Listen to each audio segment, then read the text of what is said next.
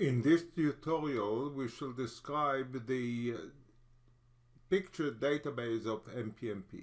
We all know that a trophozoite stage parasite developing within an erythrocyte comprises many compartments.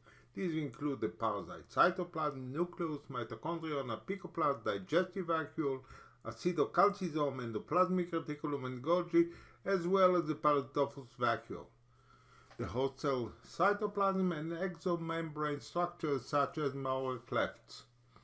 During schizogony and merozoite production, additional compartments are produced: the rope trees, microneme, dense granule, and the inner membrane complex.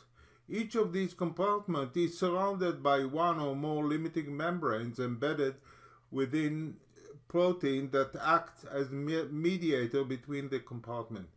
These include transporters, signal transducer, and protein involved in the sorting, trafficking of protein to their correct destination.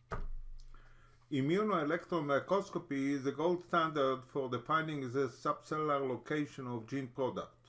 This relies on high-resolution visualization of gold-labeled antibodies associated with cellular structure that can be identified based on characteristic morphological features. Immunofluorescence microscopy is more readily available, but it is beset by problems caused by non-specific labeling of cross-reactivity of antibodies leading to erroneous location. I therefore suggest that whenever you have several pictures of the same protein, you browse through them and you decide which one of them is more reliable. In recent years, transfecting expressing fluorescent protein chimeras of parasite components have revolutionized studies of protein location. Fluorescently tagged protein have been used to follow protein and organelle dynamics and to dissect the sequence needed for targeting to different compartments. There are many studies that aim to identify the subcellular location of gene product. All available data were collected from the literature into the picture database of MPMP. All data were uploaded onto MPMP with no filtering whatsoever.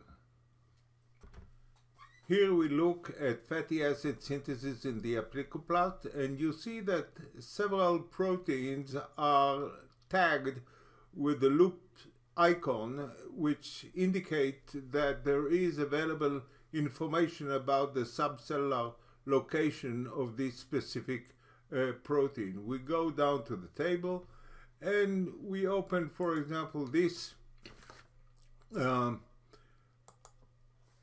and we see here a depiction of beta-ketoacyl synthase 3, and with immunolabeling and EM, we see that all the protein is localized into the apicoplasm.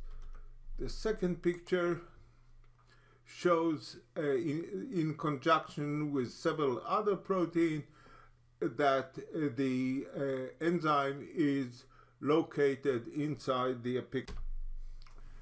Here is another example of an enzyme which is associated with this pathway.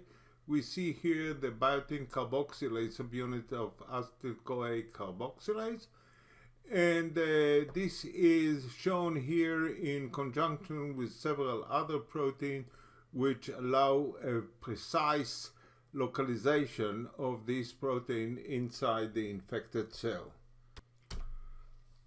Some gene products appear in many pictures as they serve as indicators for the subcellular location. Such is the case of AMA1, which is an indicator of merozoite micronemes. Here, this protein is used for the identification of the location of several other protein kinase 4, merozoite surface protein 1, and rope tear associated protein 1. Another such protein is CARP, which is located in the knobs of the host cell membrane.